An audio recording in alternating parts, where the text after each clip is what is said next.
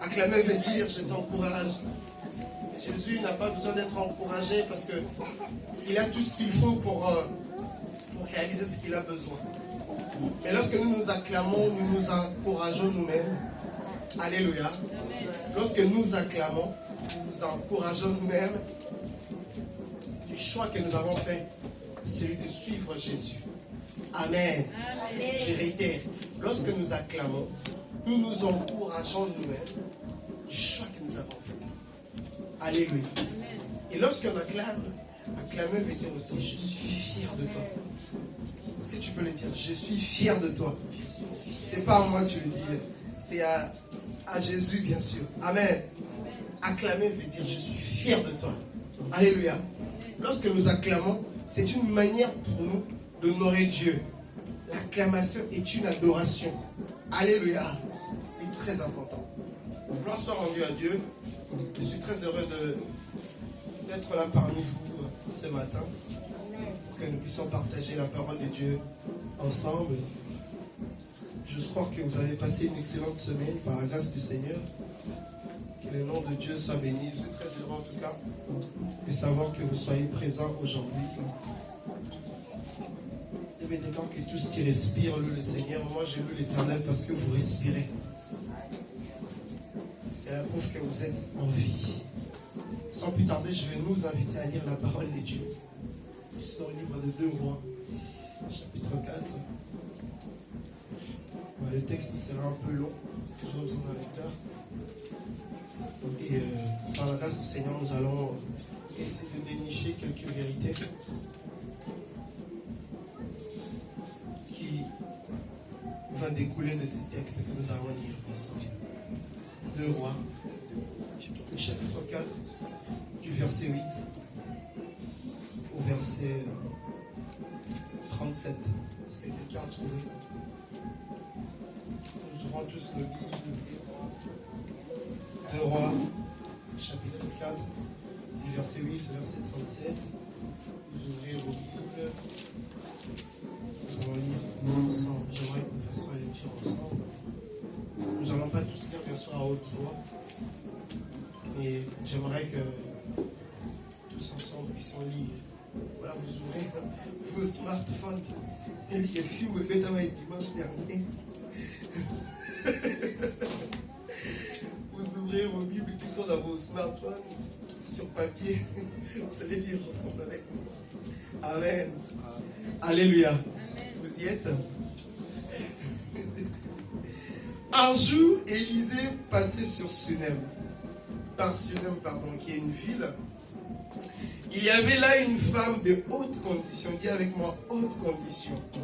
Chez vous, il me semble qu'on a écrit bonne condition, n'est-ce pas? Une femme de distinction. Dans d'autres versions, on parle d'une femme de bonne condition, qui insista pour qu'il accepte de manger. Chaque fois qu'il passait par là, il se rendit désormais chez elle pour manger. Elle dit à son mari, vois-tu, je sais que cet homme qui passe toujours chez nous est un saint homme de Dieu. Faisons une petite chambre indépendante et mettons-y pour lui un lit, une table, un siège et un chandelier, afin qu'il puisse s'y retirer quand il viendra chez nous. Élisée revint un jour dans la région, il se retira dans la chambre à l'étage et y coucha. Il dit à son serviteur Géasi, appelle cette Sunamite. Géasi l'appela et elle se présenta devant lui. Élisée dit à Géasi, dis-lui, tu t'es donné toute cette peine pour nous. Que pouvons-nous faire pour toi? Faut-il parler en ta faveur au roi ou au chef de l'armée? Elle répondit, je vis bien tranquillement au milieu de mon peuple. Chez vous, qu'est-ce qu'on a dit? Voilà. Donc, c'est-à-dire, elle occupe une place, on va dire, éminente ou importante dans la ville. C'est-à-dire, ce n'était pas forcément son besoin. Élisée dit, que faire pour elle? Géasi répondit, en fait, elle n'a pas de fils et son mari est vieux. Élisée dit, appelle-la. Géasi l'appela et elle se présenta à la porte. Élisée lui dit, à la même époque, la prochaine année, tu embrasseras un fils. Elle répondit, non mon Seigneur, homme de Dieu, ne trompe pas ta servante. Qu'est-ce qui a marqué chez vous? C'est la même chose? Non mon Seigneur. Oui. Voilà, merci beaucoup. Cette femme devint enceinte et elle mit au monde un fils. À la même époque, l'année suivante, comme Élisée le lui avait dit, l'enfant grandit. Un jour qu'il était allé trouver son père vers les moissonneurs, il lui dit, ma tête, ma tête. Le père dit à son serviteur, amène-le à sa mère. Je ne sais pas pourquoi, l'une des actes courageux que les parents ont l'habitude de faire, surtout les hommes, c'est de pouvoir déléguer leurs responsabilités aux mamans. Les mamans, amen. Amen. Le serviteur l'emporta et l'emmena à sa mère. L'enfant resta sur ses genoux jusqu'à midi. Puis il mourut. Il monta le coucher sur le lit de l'homme de Dieu, ferma la porte derrière lui et sortit. Elle appela son mari et dit, envoie-moi un des serviteurs et une ânesse. Je vais vite aller vers l'homme de Dieu et revenir. Il demanda, veux-tu aller aujourd'hui vers lui?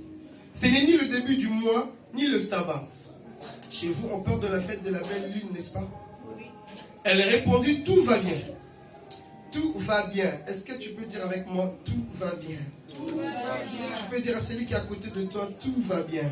Tout va bien. Puis elle fit sceller l'ânesse et dit à son serviteur, conduis-moi et avance. Qu'est-ce qu'on a écrit chez vous? Pardon? Mène et part, ne m'arrête pas en route sans que je te le dise. Alors, je réitère. Puis elle fit sceller l'ânesse et dit à son serviteur, conduis-moi et avance. Ne m'arrête pas en route sans que je te le dise. Qu'est-ce qui a marqué chez vous? Ne m'arrête pas en route sans que je te le dise. Pour ceux qui ont semeur, on parle plutôt de sans que je te l'ordonne.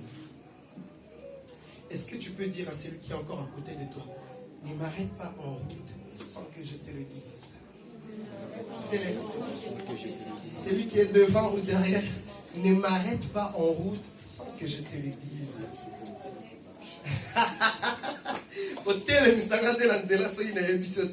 Merci beaucoup l'homme de Dieu. Amen. Amen. Voilà. Donc pour ceux qui aimeraient en tout cas méditer encore davantage ce texte, vous pouvez aller jusqu'à la fin. Prions pour la parole. Seigneur, nous recommandons ce que nous allons partager ensemble avec les bien-aimés entre tes saintes mains. Plaise à toi, Éternel, que nous puissions, Seigneur, tirer des vérités au travers de ces Écritures et que cette parole que nous allons entendre nous purifie, nous sanctifie, Seigneur, et nous apporte le bonheur. Je prie au nom de Jésus-Christ qu'au travers de cette parole, Éternel Dieu de gloire, que nous soyons révélés, que les écailles tombent de nos yeux au nom de Jésus. Père, qu'il te plaise qu'au travers de cette parole, que nous soyons délivrés de tout ce qui peut nous arrêter en route pour la gloire de ton nom. Qu'au travers de cette parole, que nous soyons capables de dire tout va bien. Au nom de Jésus, nous avons ainsi prié. Amen. Amen. Ok, gloire soit rendue à Dieu. Alors je pense que l'avantage avec ce texte, c'est que la plupart d'entre nous connaissent déjà l'histoire. Je pense qu'il y en a qui connaissent encore un peu mieux que moi. Cette histoire qui parle d'une femme sunamite parce qu'elle est habitante de la ville de Sunam. C'est comme vous, vous êtes des franciliens, n'est-ce pas? Parce que vous habitez l'île de France, n'est-ce pas? Amen. Amen. Voilà. Et donc, il s'est passé que pendant une période de crise à cette époque-là, cette femme sunamite, en tout cas dont on n'a pas du tout parlé du nom, malheureusement, a vu un jour celui qu'on appelle l'homme de Dieu. Et l'ayant vu, cette femme a eu tout de suite l'envie de vouloir aider l'homme de Dieu. La première des choses, c'est que cette femme a entendu une voix dans son cœur lui poussa à pratiquer ce qu'on appelle la générosité. Dis avec moi la générosité. Je dirais vraiment doucement, le but, c'est que nous puissions comprendre, le but vraiment de, voilà, c'est le but de ce sermon que nous puissions enseigner, en sortant d'ici, que chacun d'entre nous puisse sortir avec quelque chose. Voilà pourquoi dans ma méthodologie, je ferai en sorte que nous puissions répéter au fur et à mesure certaines paroles, puisque ce sont des paroles qui seront très importantes, des paroles qui doivent être ancrées dans nos cœurs. Alléluia. C'est des choses qu'on ne vous fait pas répéter en vain. C'est un moyen pour que vous vous souveniez que pendant le culte, à un moment, j'ai répété telle chose. Parce que, de savoir, pendant que je vais parler, vous ne retiendrez pas le 100% de ce que je suis en train de dire. Il y en a qui retiendront peut-être le 20%. Le maximum que vous retiendrez sera vraiment 30%. Raison pour laquelle je ferai certains exercices pour pouvoir apporter de la lumière à certaines choses, des choses dont vous êtes censé sortir avec. Alléluia. Merci beaucoup. Et donc, elle était motivée en ce moment-là pour pouvoir pratiquer de la générosité à l'égard de cet homme de Dieu. Vous savez, la générosité, c'est une vertu qui ne devait jamais manquer à l'Église. La générosité, c'est une vertu qui ne devait jamais manquer à l'Église. Aujourd'hui, mes bien-aimés dans le Seigneur, en lisant ces textes, nous avons compris que le miracle de cette femme a commencé d'abord en pratiquant la générosité. C'est-à-dire, elle s'est dit, voilà, cet homme qui passe, il se peut qu'il ait faim. Donc, je vais devoir lui donner à manger. Ça, c'est quelque chose qui sont ce qu'on appelle des acquis pour nous étant que les enfants de Dieu. À la rigueur, aujourd'hui, quand quelqu'un pratique de la générosité, ça ne veut pas être quelque chose, on va dire, étonnante. Parce que ça fait partie des éléments primordiaux, en fait, d'un chrétien. C'est comme aujourd'hui, si quelqu'un marche dans la sanctification, c'est tout à fait normal. Pourquoi? Parce que ce sont des choses qui sont vraiment les bases de la vie chrétienne. Est-ce que je vous fais comprendre? C'est-à-dire, pour nous, étant qu'enfants de Dieu, pratiquer de la générosité, ce n'est pas quelque chose de nouveau où nous devons faire une classe spéciale pour que nous puissions apprendre cela. Et cette femme, ayant entendu cette foi dans son cœur, lui disant, donne à cet homme de Dieu à manger, elle n'a pas hésité. Elle ne s'est pas opposée à cette foi. Elle proposa à manger à l'homme de Dieu. Et c'est par là qu'a commencé son miracle. Et beaucoup d'entre nous aujourd'hui, très souvent, nous avons l'habitude de refuser même de donner. Et des gens, parfois, vous voyez des Roumains dans les transports stériles, on refuse de leur donner. On le fait dans notre tabou, on le normal,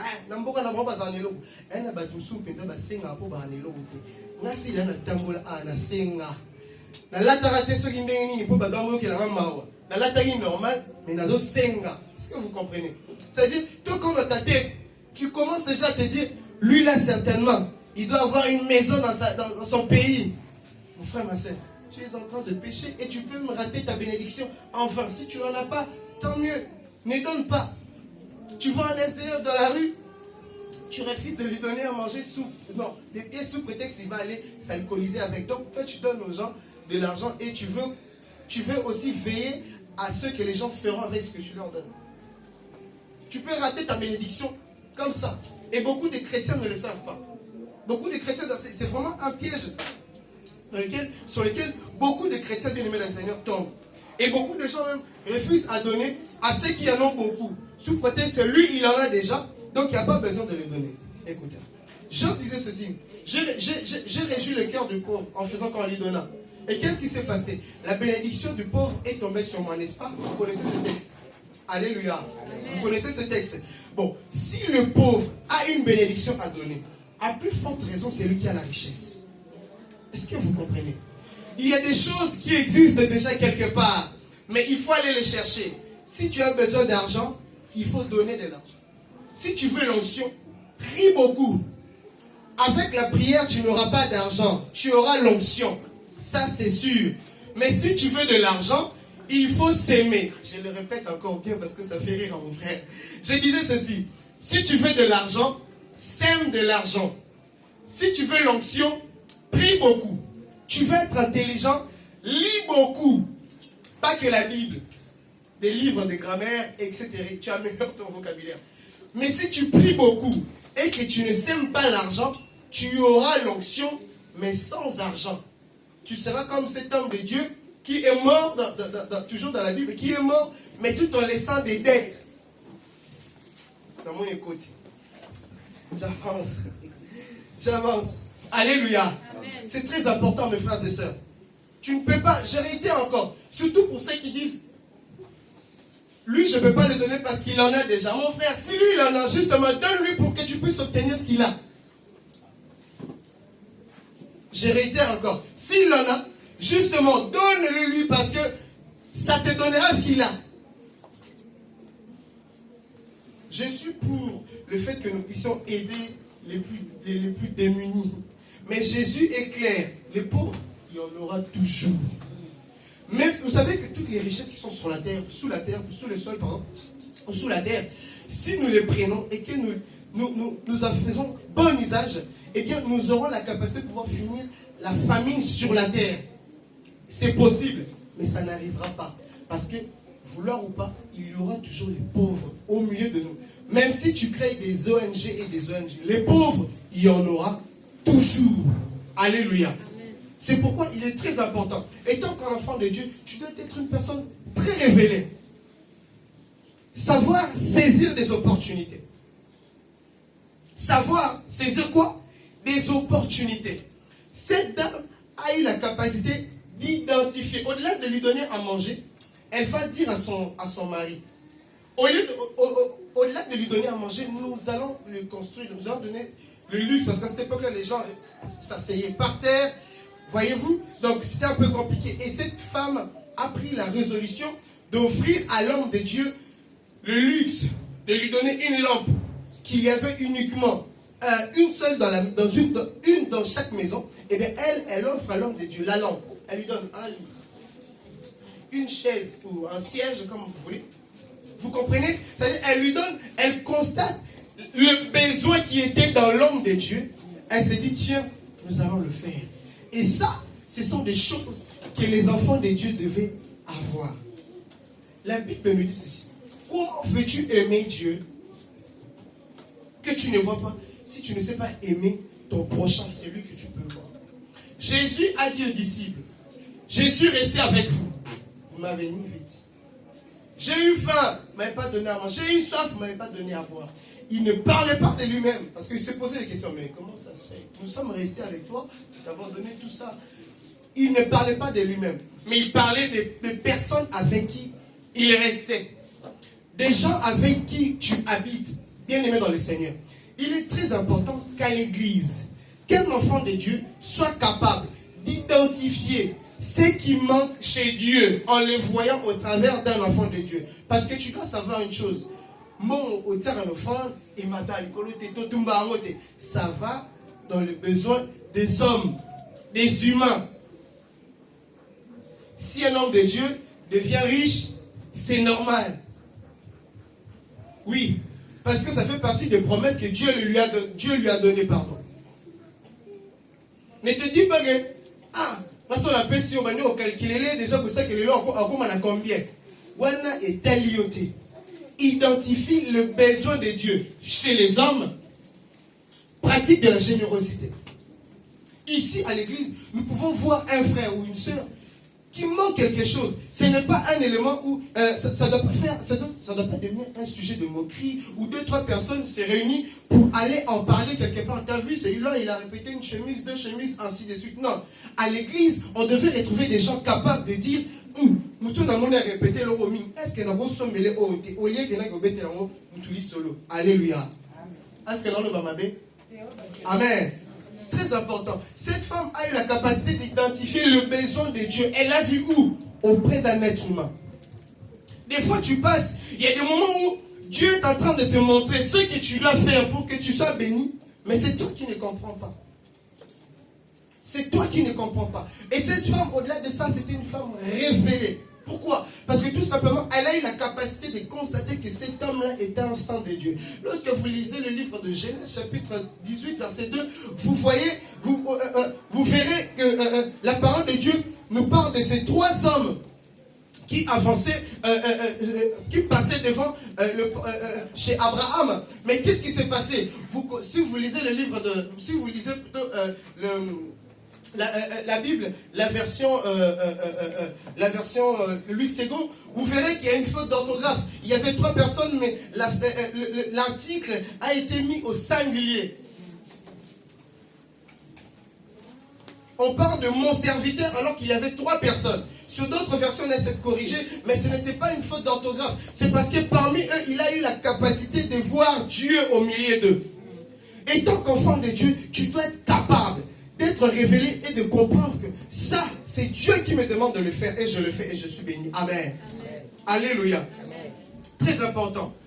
À l'église, tu peux voir des éléments qui sont en train de manquer. Même chez toi, dans la famille, il y a des choses qui manquent. Tu sais que toi, tu as la capacité de le faire. Mon frère, ma soeur, ne te retiens pas. Ta bénédiction y est. Pratiquez la générosité. Pratiquez, bien aimé, la générosité. C'est très important. Et la parole de Dieu nous dit, une fois qu'elle a fait, elle a construit tout cela. Puis après, quelques jours plus tard, pendant qu'elle a donné, Élie n'était pas encore revenu. Et elle ne savait même pas si elle revenait ou pas. Puis, il s'est avéré qu'un jour, il le revient, cependant, il passe par là. Et Élie va utiliser cette offrande. Élisée, pardon, merci l'homme de Dieu, va utiliser cette offrande. Mon frère, ma soeur, ce que tu donnes à Dieu, tu ne le jettes pas dans la poubelle. C'est pour ça que même moi, lorsqu'on donne des offrandes, je n'aime pas que tu viennes et que tu donnes seulement, tu parles. Tu prends d'abord. Tu pries, tu parles à Dieu parce que c'est une sémence. C'est une sémence. Tu prends le temps de prier pour ton offrande. Quand tu déposes, tu sais que Dieu est capable d'exaucer. Puis il s'est avéré qu'un jour, il revient cependant, il va consommer, bien aimé dans le Seigneur, cette offrande. Et c'est là qu'a commencé, ou alors c'est ce qui a encore déclenché encore son miracle. Vous savez, le jour où Zacharie était visité, il est parti servir Dieu comme d'habitude. On a tiré au sort et c'était lui qui devait faire. Il n'y a pas de souci, il n'a pas tergiversé, il n'a pas procrastiné, il a tout de suite accepté de faire. Malgré ce qui s'est passé, malgré ce qui lui est arrivé, cet homme de Dieu ne savait pas que c'était le jour où Dieu allait le bénir. C'est comme cette femme. Elle avait mis une croix sur sa vie. Je pense que nous l'avons lu tous ensemble. Lorsqu'elle a dit, ne trompe pas ta servante. Parce que tu dit, on n'en parle plus. On n'en parle plus. Mais qu'est-ce qui va se passer, mes frères et sœurs?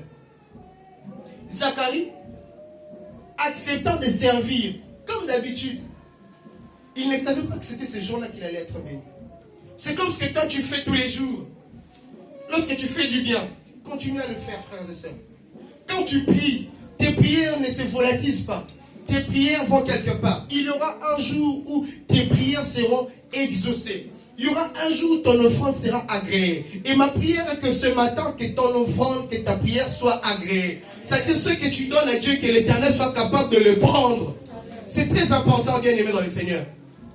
Que l'Éternel puisse, que ton offrande puisse attirer le regard de Dieu. Que cela fascine Dieu. Cette femme n'a pas donné n'importe quoi. Elle a donné quelque chose aussi qui pourrait attirer le regard de Dieu. Et qu'est-ce qui va se passer, bien-aimé? Qu'est-ce qui va se passer par la suite?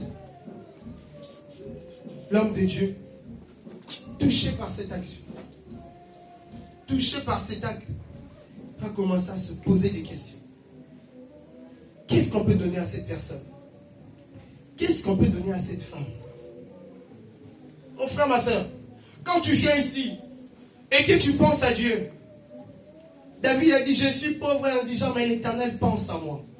Pendant que tu viens ici et que tu penses à Dieu, sache-le que Dieu aussi fait exactement la même chose. Un homme a dit, tu m'as donné les oreilles parce que tu en as. Tu m'as donné une mémoire parce que tu en as. Quand tu penses à Dieu, sache que lui aussi, il fait exactement la même chose. C'est pendant cette femme a pensé donner à Dieu. Suite à cela, Dieu aussi à son tour pense à lui donner ce qui lui manquait. Vous voyez ce qui s'est passé? La générosité a donné quelque chose dont la prière n'a pas pu donner. Ça revient à ce que je te disais.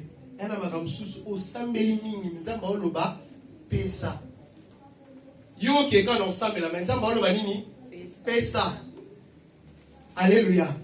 Alléluia. La générosité a donné ce que la prière de combat ne peut pas donner. C'est très important. Dieu pense à lui donner ce qu'elle n'avait pas. Il lui manquait quoi, bien-aimé? Il lui manquait une descendance. Vous savez, lorsque Dieu nous bénit, il nous bénit pour que nous devenions une source. Dieu, lorsqu'il nous bénit pas pour que ça puisse s'arrêter que sur nous.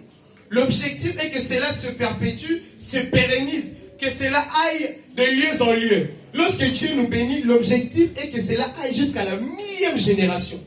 Mais le problème avec cette femme, c'est qu'elle ne pouvait pas, non seulement qu'elle ne pouvait pas avoir une descendance qui pouvait profiter de ses biens, d'autres personnes allaient bénéficier de ses biens après sa mort. D'ailleurs, les gens pouvaient même bénéficier de ses biens pendant qu'elle était vivante. Pourquoi? Parce qu'il suffisait tout simplement qu'elle perde son mari. Elle deviendrait veuve, sans défense. Qui l'aurait défendue?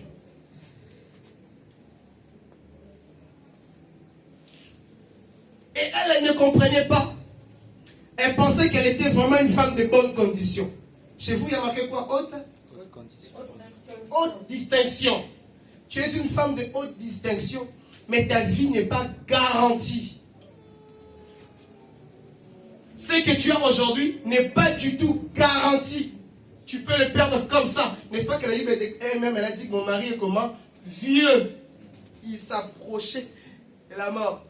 Donc, ce qui veut dire que cette femme tendait vers une vie sans protection. Elle ne le savait pas. Mais elle pensait qu'elle était une femme de haute distinction. Hein? C'est comme toi et moi. Nous nous posons sur nos qualités, nos atouts physiques, nos attraits, je ne sais pas comment dire, ta beauté. Toutes ces choses, ça ne te garantit en rien. Église de Dieu, tout ce qui est matériel, tout ce qui est palpable, tout ce qui peut se dégrader, ne te garantit en rien. Cette femme avait tout ça et elle pensait qu'elle était bien. Mais le problème, c'est qu'elle avait besoin d'une protection. Elle avait besoin d'un fils, pardon. Voilà pourquoi la parole déclare, c'est lui qui a le fils. À quoi? La vie. Dieu a constaté qu'il manquait une chose importante dans sa vie dont elle était complètement ignorante et qui était complètement bâchée par le bien matériel. L'homme de Dieu lui a dit, tu veux que j'aille plaider auprès du roi en ta faveur? Parce que l'homme de Dieu, en ce moment-là aussi, bénéficiait de certains privilèges auprès des notables. Elle n'en avait pas besoin. Pourquoi? Parce qu'elle aussi faisait partie des notables ou de cette ville. Elle n'en avait pas du tout besoin. Mais Dieu savait exactement ce dont elle avait besoin. Et pendant qu'on lui proposait un enfant, elle pensait aussi qu'elle n'en avait pas besoin. Bien-aimé dans le Seigneur, tu auras toujours besoin de Jésus. Même en étant dans le tombeau. Tu auras toujours besoin de Jésus. Je réitère encore en disant ceci. Même dans le tombeau, tu auras toujours besoin de Jésus. Je répète encore. Les jours où nous irons t'enterrer peut-être. Parce que nous ne sommes pas, ce corps ici doit mourir un jour si Jésus ne revient pas aujourd'hui. Si tu meurs aujourd'hui, nous irons t'enterrer. Mais tu auras toujours besoin de Jésus. Et cette femme, elle était complètement ignorante. Il lui manquait un fils. Ma prière est que Dieu identifie ce qui te manque exactement. Ma prière est que Dieu identifie surtout ce dont tu as besoin. Parce que nous avons tendance à aller auprès des choses que nous voulons. Mais en réalité, tu fais des choses, mais tu n'en as pas forcément besoin. Ce dont tu as besoin, c'est Dieu seul le sait. Mais le problème, c'est que comment tu ne sais... Tu sais pourquoi est-ce que tu n'arrives pas à savoir ce dont tu as besoin? Tout simplement parce que tu regardes en toi-même et aux autres. Au lieu de regarder celui qui t'a créé. C'est lui qui sait ce dont tu as besoin. Tu regardes en toi-même, tu penses que le monde va tourner autour de ton nombril. Tu regardes les autres sous prétexte que la vie dépend de ceux qui sont tout autour de toi. La vie dépend de Dieu. Ta vie ne dépend ni de ton père, ni de ta mère, ni de tes frères, ni de tes sœurs. Ta vie dépend de Dieu. Je réitère encore en disant ceci. La vie ne dépend ni de ton mari, ni de ta femme, ni de tes enfants. Ta vie dépend de Dieu. Il est très important, mes frères et sœurs. Et suite à cela, elle va avoir un enfant. Waouh! Gloire à Dieu. Elle a pu obtenir par la générosité ce que la prière n'a pas pu lui. Mais le problème, c'est que elle avait besoin de cette garantie. Et qu'est-ce qui va se passer? L'enfant va grandir. Et puis, l'enfant va mourir. C'est là que commençait la prédication. On amène l'enfant sur ses genoux. Elle reste assise. Rien ne se passe. Puis elle se rappelle d'une chose, qu'elle avait construit un autel pour l'homme de Dieu. Elle a fait crier son offrande. Elle ramena l'enfant sur le lit. Ma prière est que ton offrande crie aujourd'hui. Non, ma prière est que l'offrande par excellence crie aujourd'hui. Vous connaissez l'offrande par excellence? Vous connaissez l'offrande par excellence? Vous savez, la Bible déclare que le sang de Jésus crie mieux que le sang d'Abel. Le sang de Jésus, ma prière est que le sang de Jésus crie à notre faveur aujourd'hui. Lorsque le sang de Jésus crie, Dieu se souvient de tout. Lorsque le sang de Jésus crie, Dieu se souvient de tout. Et qu'est-ce qui va se passer? Elle va poser l'enfant sur le lit. Elle demande à son mari de lui donner une ânesse et d'un serviteur pour pouvoir le conduire. Son mari lui pose la question. Où vas-tu? Ce n'est ni la fête de la belle lune, c'est ça que vous avez lu, ni le sabbat. Qu'est-ce qui se passe? Cette femme va répondre comment? Tout va bien. Tout va bien. Bien-aimé, le problème avec toi et moi, c'est que nous avons tendance à aller auprès des gens qui ne nous donneront rien. problème na yonanga. Et ça que toi qui est c'est pas bateau, bah la solution pour la montée. Son mari lui a posé la question. Elle a répondu comment? Tout va bien. Pourquoi toi, lorsque les hommes qui ne peuvent t'aider te posent la question, tu n'arrives pas à le dire? C'est ce qui est en train de tuer des couples, des relations. C'est le manque de tout va bien.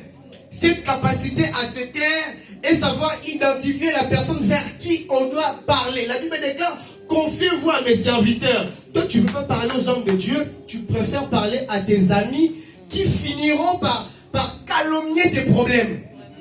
Il y a des gens qui font pire. Mukolo, malobinga photo fani ça va mikolo. Ba on mutu ba salo bongo. Amen. Gloire à Dieu. Alléluia. Amen. Hein? Ba on mutu ba kango awa. Mais yo lobi tenga photo fani ça va noko na mboka. Tout va bien. Tu t'es disputé avec ton mari, ta femme, ton fiancé, ta fiancée. Et t'as dit battu ce temps. Et pas battu ce tout va bien. Mais c'est auprès de Dieu que tu dois aller. C'est auprès de Dieu que tu dois fléchir tes genoux. Parce que Dieu a la solution à tes problèmes. Et au-delà de ça, il a mis ses serviteurs justement pour ce genre de choses. Pour ne pas que tu puisses ouvrir ta bouche à tout le monde. Tout va bien. En commençant d'abord par son mari.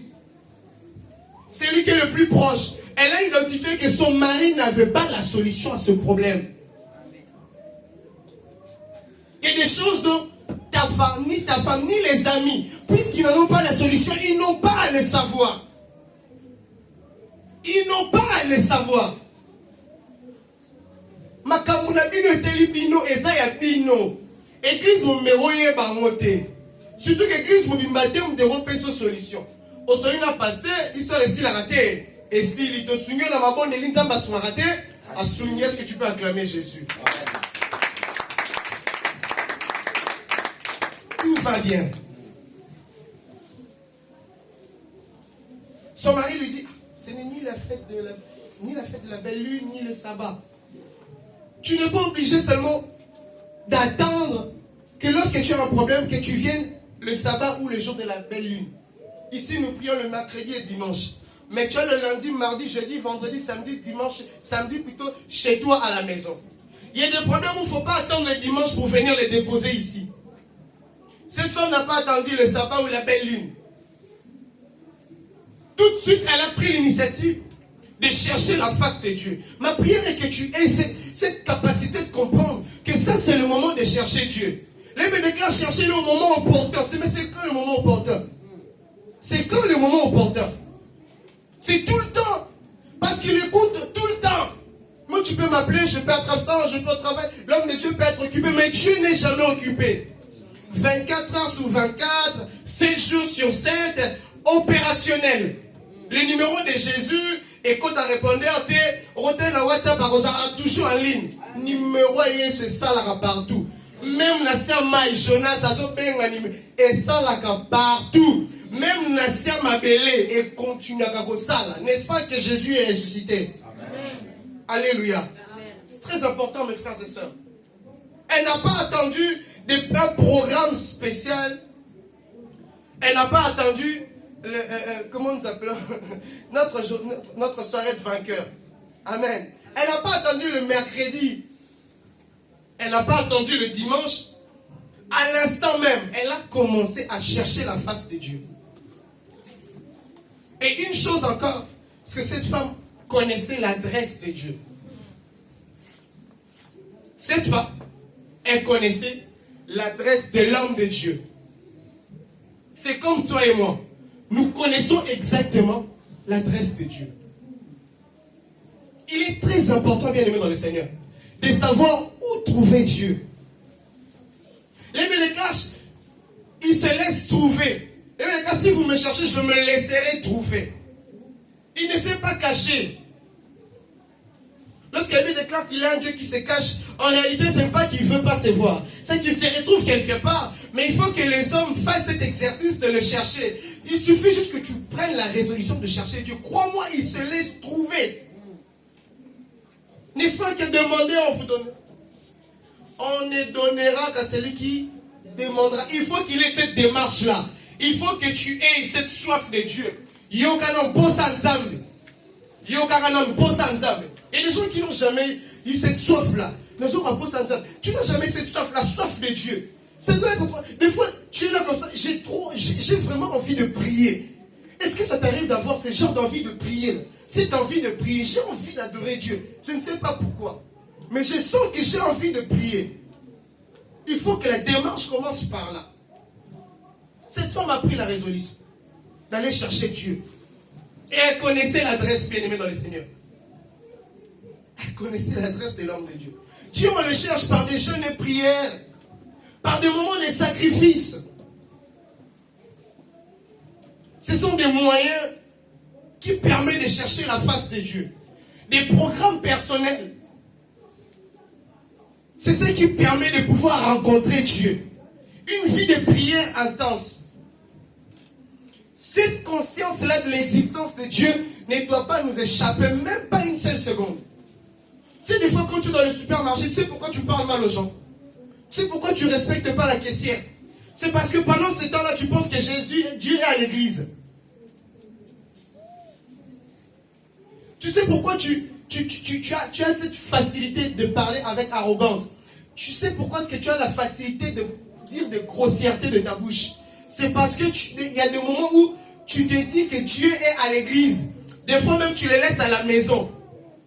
Voilà pourquoi tu insultes les gens dans la rue facilement. C'est parce qu'il y a des moments où quelque part tu te dis, ah, si qu'on a un Alléluia. Amen. Tout va bien. Je te prie, mon frère, ma soeur, cette année, évite de parler de ta vie à tout le monde. Concernant les autres, par rapport aux autres, tout va bien. Cette année, prends cette résolution. Je te prie encore, je t'en supplie. Makambo et Kalio, par rapport aux autres, tout va bien. Les hommes de Dieu. Et Dieu est là pour ça. Tu as le droit de te rapprocher de tes enfants. Les enfants, ce sont des fois des bons conseillers. Même si ça paraît négligeable. Mais les enfants peuvent aussi t'orienter. Parce que n'est-ce pas qu'ils ont aussi l'esprit de Dieu comme toi et moi. Alléluia. Amen. Tu as le droit de demander conseil. Mais tu n'as pas le droit de relater ta vie à tout le monde.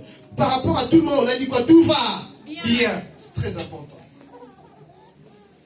La parole de Dieu est claire sur ce sujet. Il est écrit, maudit soit celui qui se confie à l'homme. C'est pour ça que des fois les problèmes ne finissent pas.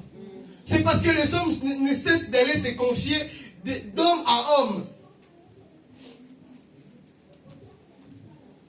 C'est pourquoi les problèmes ne finissent pas. Et cette femme, au-delà d'avoir cette résolution, au lieu d'avoir résolu plutôt dans son cœur, de ne s'adresser qu'à Dieu en ce qui concerne son problème, elle va dire une chose qui sera notre thème.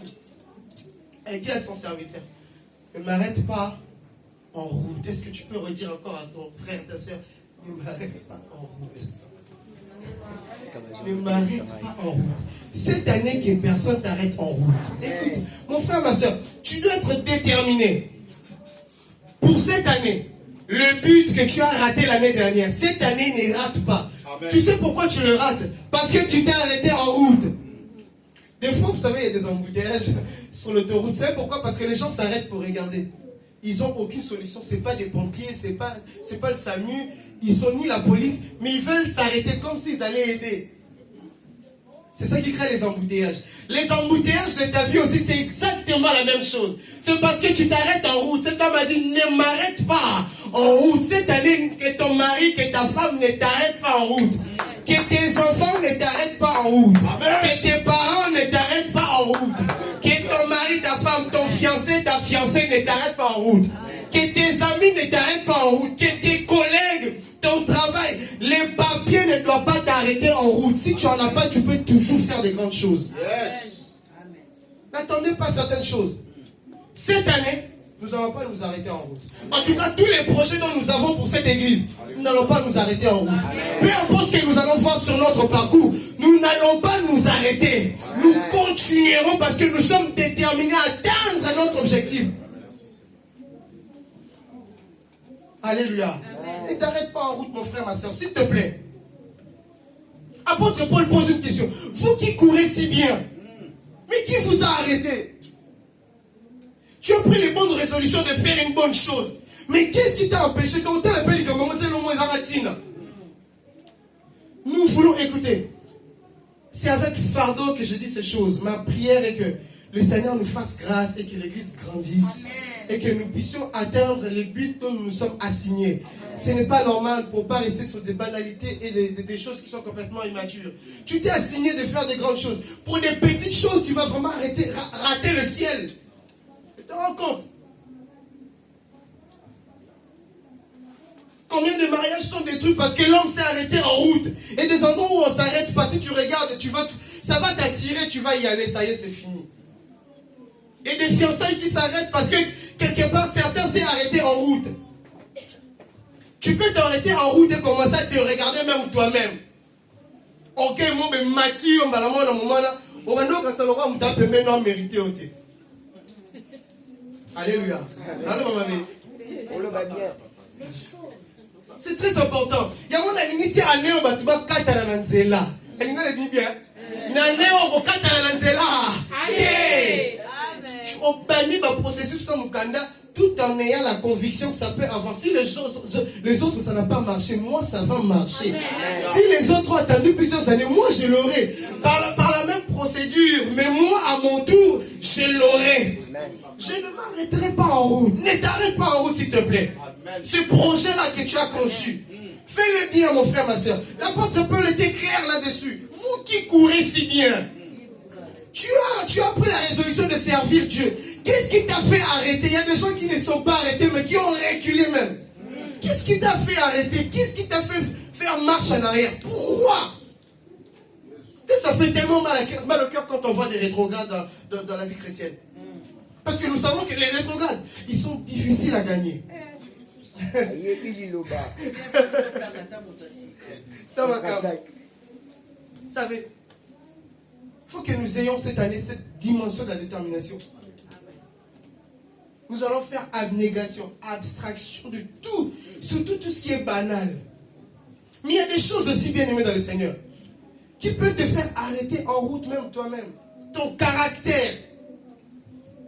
Et le blanc, monsieur, ça, que mon bal, c'est la caractère, avec quoi il y a l'homme, on est petit, comme à balayo. Et alors, ma camusou, moi, si, pas ndima, alors c'est l'autre que l'homme, on a peau, andima. C'est des choses qui te font aussi arrêter en route. Vous voyez? Et il y a des choses qui ne te permettent pas de servir Dieu correctement, parce que quelque part, quand tu te regardes toi-même, ça t'arrête où? En route. Tu ne peux pas continuer. Ce qui fait que tu dois le faire pour que tu puisses aller de l'avant. Alléluia. C'est très important. L'objectif, la Bible déclare, je souhaite que vous ayez de mieux en mieux. La vie chrétienne, c'est une vie de progression. C'est une vie de progression, non seulement de progression, mais de croissance. Voilà pourquoi on parle souvent de la croissance chrétienne. Les gens, quand ils viennent ici, l'apôtre Paul dit, lorsque j'étais un enfant, je parlais comme un enfant, j'agissais comme un enfant, je prenais des décisions comme un enfant. Lorsque j'ai grandi, qu'est-ce qui s'est passé? Ce n'est pas Dieu qui l'a enlevé. Il a dit, j'ai décidé de me débarrasser. Moi, c'est là où ça on a prière. Impolitesse soit là, nzambe mutoa longolango ete. Yo monem tu fausse la décision là-bas. Natiki. Alors, je vous laisse finir la phrase. C'est clair. L'apôtre Paul n'a pas dit que c'était Dieu. L'apôtre Paul a dit, je me suis débarrassé, j'ai décidé d'enlever. Mon frère, ma soeur, enlève s'il te plaît. Moi, une fille, tika-moi s'il te plaît. Tika-moi s'il te plaît. Tika-moi s'il te plaît. Ça t'arrête en route. Ça t'arrête en route. Tu dois être instoppable, mon frère, ma soeur. Cette année, tu es inarrêtable. Amen. Instoppable. Galates 3, verset 1 dit, qui vous a envoûté? Vous savez, il y a des choses, c'est des envoûtements. Surtout, si tu n'as pas une bonne vie de prière. tu verras les esprits humains ici comme on l'a prêché autrefois. Et toi aussi tu vas réagir par rapport aux esprits humains. C'est des envoûtements. Quand tu vois comme ça, prie. On nous a donné un exemple ici. Des hommes de Dieu qui rentrent à la maison, sa femme se met à le taper, etc. L'homme de Dieu ne va même pas se défendre, il va tout simplement fuir, se cacher, prier. En revenant, sa femme redevient normale. Les envoûtements. Des fois, quelqu'un te parle, cette personne est envoûtée. Dans d'autres versions, parle de l'ensorcellement ou alors de la sorcellerie. Ça peut être de la sorcellerie. Il y a des choses auxquelles les enfants ont. Je connais mon enfant, il n'agit pas comme ça. Je connais mon père, je connais ma mère. Ça, c'est quelque chose. Galates 3, verset 1er le dit. Qui vous a envoûté? Oh, que cette année, que personne ne prenne la place de Dieu dans ta vie. Amen. Que tu ne sois pas envoûté. Amen. Que les sorciers de ta famille soient incapables de t'envoûter. Je dis cette année, tu es instoppable, amen, inarrêtable. Amen. Ne m'arrête pas en route. Même lorsque tu veux pratiquer de la générosité, tu veux faire quelque chose de bien. Mais quelqu'un vient t'arrêter en route et ça ne te permet pas de pouvoir obtenir ce dont tu as besoin. Cette femme était inarrêtable. Vous entendez? Depuis le début, même lorsqu'elle voulait faire quelque chose de bien, personne ne pouvait l'arrêter. Oh, que cette année, tout ce que tu entreprendras, tu sois inarrêtable, instoppable. Tout ce dont tu vas s'aimer, que ta sémence germe, que ta sémence soit instoppable, inarrêtable, au nom de Jésus. Que ta finance soit inarrêtable, instoppable, au nom de Jésus. Qu'aucun démon n'ait le pouvoir sur toi. Que rien n'arrête le processus de la croissance dans ta vie, au nom de Jésus-Christ. Ne m'arrête pas en route. Et l'homme de Dieu va voir cette femme arriver. Il va envoyer son serviteur Géasi vite auprès de cette femme, va voir ce qu'elle a. Et la femme va dire au serviteur, tout va bien. Elle était très forte. Vous savez, elle avait la capacité de savoir que seul Dieu peut le faire. Vous savez que veut dire Élisée? Mon Dieu est le salut. Elle avait la capacité à voir, en fait, ça c'est un problème du salut. Parce que vous savez, dans le salut, il y a tout. Le salut est un cadeau complet. Il y a des moments où vous avez juste besoin de Jésus. Personne d'autre, mais que ce soit seul Jésus. Voilà pourquoi, pour la résurrection de Lazare, il faudrait que Jésus. Le serviteur arrive, tout va bien, elle le dit encore. Parce qu'elle avait besoin du salut. C'est ce qui l'emportait. Et l'homme de Dieu aussi, à son tour, lorsqu'elle prend en charge la femme, l'homme de Dieu va dire à Géasi, voilà, avance-toi aussi à ton tour. Ne parle à personne, ne salue personne. Que Géasi non plus ne soit arrêté en route. Je prie que tes enfants ne soient pas arrêtés en route. Je prie que ta femme, ton mari ne soit pas arrêté en route. Je prie que tous ceux qui sont tout autour de toi ne s'arrêtent pas en route au nom de Jésus. Je prie que vous ne soyez pas arrêtés en route. L'homme de Dieu aussi va donner ces consignes. Ne t'arrête pas en route, toi non plus. Toi non plus ne t'arrête pas en route. Que tes projets ne s'arrêtent pas en route. Et la Bible nous montre que Géasi prend un bâton, il arrive, il y va, etc. Il précède l'homme de Dieu, arrivé là-bas, il essaie de faire des mécanismes, tout ça pour pouvoir aider, pour pouvoir guérir l'enfant. Parce qu'il pensait que cela demandait des mécanismes humains ou des choses du genre. Il y a des choses bien aimées dans le Seigneur. Seul Dieu peut réagir. C'est pourquoi tout à l'heure nous prierons, nous demanderons à ce que seul Dieu puisse agir en notre faveur. On s'est trop arrêté en route. Et l'homme de Dieu arrivait, il va tenter avec le bâton, ça ne marche pas. Puis l'homme de Dieu va étant révélé, elle va faire cette action où elle se mettra front contre front sur cet enfant, nez sur nez, bouche contre bouche, et ainsi de suite. Attention, si aujourd'hui quelqu'un vous propose de vous faire ce genre de prière, dites non. J'aimerais bien que le message soit complet. Je réitère, surtout les mamans. On a déjà entendu ce genre de choses. Si quelqu'un vous propose à faire ce genre de prière sur vous, dites non. Oh, maloba guide, te lobby. Alléluia. C'est très important. l'homme de Dieu va se mettre franc contre franc, nez contre nez, bouche contre bouche, sur cet enfant.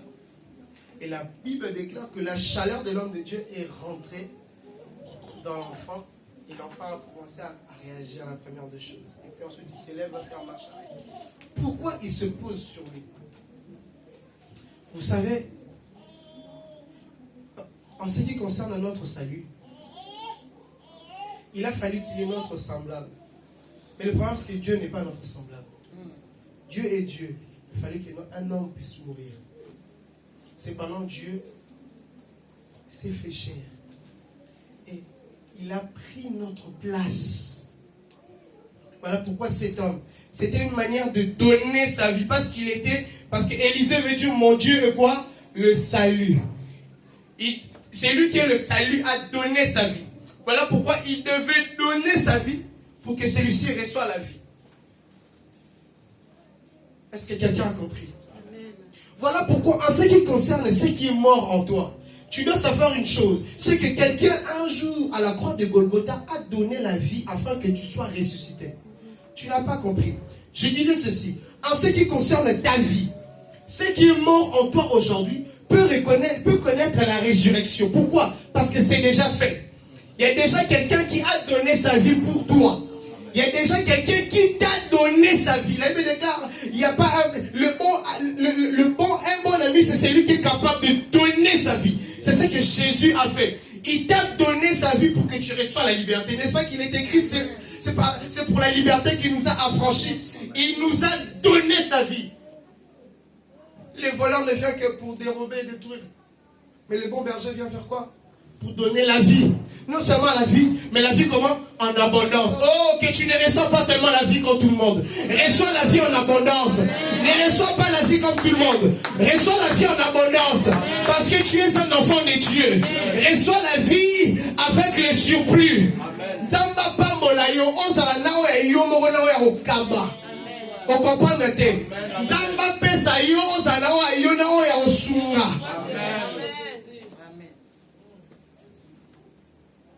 C'est comme ça que cet enfant est ressuscité. Mes frères et sœurs, au début, je vous ai parlé sur la générosité.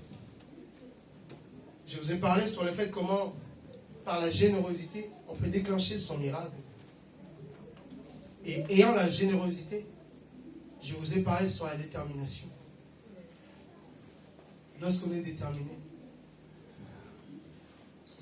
qu'est-ce qu'il faut faire? Vous savez, les choses deviennent faciles lorsqu'on comprend le système. Quand tu as compris comment ça fonctionne, ça devient facile. Et le problème, c'est que il y a des moyens que Dieu a mis en notre faveur pour que nous puissions comprendre comment cela fonctionne et pour que nous puissions les mettre en pratique, pour que nous puissions vivre cela. Malheureusement, nous les balayons du revers de la main. Aujourd'hui, j'aimerais présenter à chacun d'entre nous Jésus-Christ. Il se peut que tu as résolu dans ton cœur suivre Jésus, mais quelque part tu t'es arrêté en route.